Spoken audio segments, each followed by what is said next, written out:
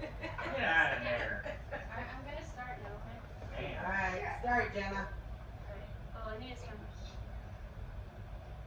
Hello, my name is Jenna, and today I'm going to be informing you on the accomplishments and the discrimination that Dr. Mary Edwards Walker faced throughout her career. She was the first woman to ever receive the Presidential Medal honor. She was also a women's rights advocate, an abolitionist, a spy, and the first female U.S. Army surgeon in the Civil War. However, she was discriminated by many, especially men, because in her time, female doctors weren't accepted in that kind of career. Because they believed that men were more knowledgeable and hardworking than females. So, even if there was equal education and experience, the only thing that men cared about was their gender. Dr. Walker and modern-day women doctors both experienced many similar discriminations throughout their careers. Many patients still have the same mindset that men did back then because they believe that men are still superior. So, history is a very interesting thing. It's been 170 years, and so much, yet so little has truly changed in society and the medical industry. Now that we are a bit acquainted with Dr. Walker, let us go further in depth about her accomplishments throughout her career. In 1885, she was the second woman to ever graduate at Syracuse Medical College.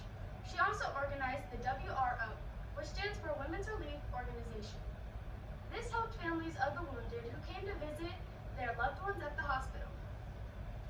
Dr. Walker became the first female U.S. Army surgeon. She was known as a CAAS, Contract Acting Assistant Surgeon. Dr. Walker wasn't the typical woman. Her signature style was men clothing. She wore clothing not based off of gender, but based off of comfortableness and based off of hygiene. She thought that the male clothing were way better for women and that women should not have to wear clothing based off of their gender. She did this not only for a dress reform, but also for women's rights. Once the war ended, she was finally awarded the Presidential Medal of Honor by President Andrew Johnson. After this, Dr. Walker started to get into politics.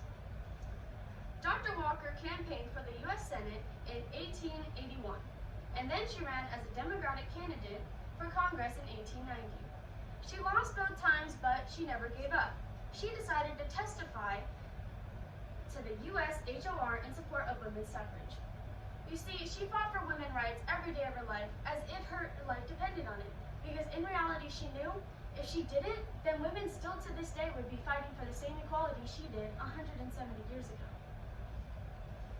So with the knowledge of Walker's accomplishments, you will not fully understand her journey as a woman in a male-dominated industry until you learn about the discrimination she faced in order to accomplish all that she did. Let's start off with Mary fell in love with Albert Miller, who was a fellow medical student. They married and went to Rome, New York. They decided to start a medical practice, but they failed because nobody wanted to be treated by a female doctor. Another thing she had to go through in order to get to where she was she had to face a lot of discrimination, especially in the war. Walker wanted to join the Union efforts in the Civil War, but she was denied that right because she was a woman. That did not stop her though. She decided to serve her country in a different way. She served as an unpaid volunteer surgeon at the U.S. Patent Office Hospital in Washington. At the time though, the Army had no female surgeons, so she was only allowed to practice as a nurse. In April of 1864, Walker was helping a Confederate doctor with surgery, but she got captured by Confederate troops because she was a spy. Oh. When she was imprisoned for 4 months, she still advocated for women's rights by refusing to wear the women clothing. They were unhygienic and they were way too tight. She only wore men clothing because she knew that she should be allowed to wear what she wants, not just based off of her gender. Once she was released, she was again arrested in 1870 for the same thing, dressing like a man.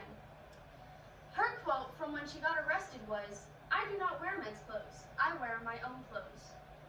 She fought for women's suffrage daily and tried to register to vote in 1871, but was denied the right because she was a woman. She served her country by saving lives on the battlefield, but was denied the right to vote. She finally received the Presidential Medal of Honor, and her victory and appreciation, however, was shortly lived. They tried to revoke her Medal of Honor, and the reasoning was because she did not meet the requirements for the award. In the end, though, she refused to give up her rightfully earned award and carried it all the way to her deathbed. Dr. Walker died at the age of 86 from an illness.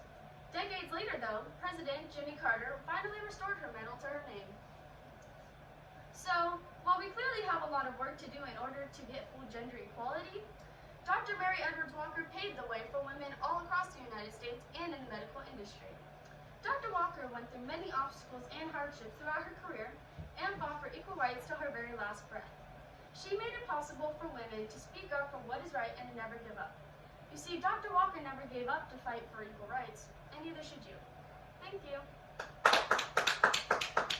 Okay, I'm just gonna get the camera and show you guys real quick. Okay, that was good. That was very good. Yeah. Very, very good. Yes. This is the audience. Randy. That's the audience. Regina. Thank you.